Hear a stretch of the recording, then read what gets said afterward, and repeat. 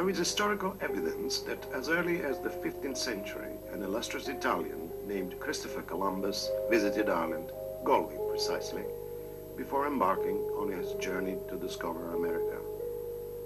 On the 5th centenary here in Galway, near the Spanish Arch, by the docks, a sculpture commissioned by the Italian government was unveiled to commemorate this event. The year was 1992.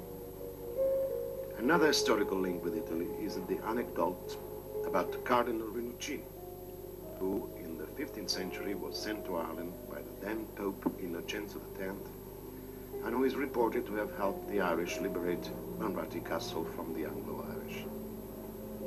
The first real Italian settlers arrived here when Ireland was, like southern Italy, a very poor country. To these lands came a number of Italian immigrants, mainly from the lovely Valle di Comino, an area between Rome and Naples. Theirs is a remarkable story. They arrived in Ireland without language or any particular skills, and were armed only with a fierce determination to work hard and make a good living for their families and dependents. These were relatively few but large families who came from the same region, sometimes from the same town or village in the area south of Rome, north of Naples in Italy, who represent the main bulk of emigrants to this country in between the two world wars.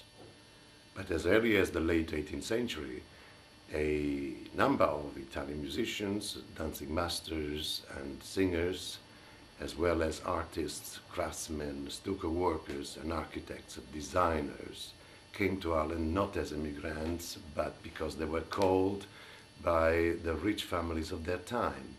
So while the dancing masters, the musicians and the singers were the highlight at the social gatherings of these families, the artists, the architects, the designers worked away to leave a legacy of beauty.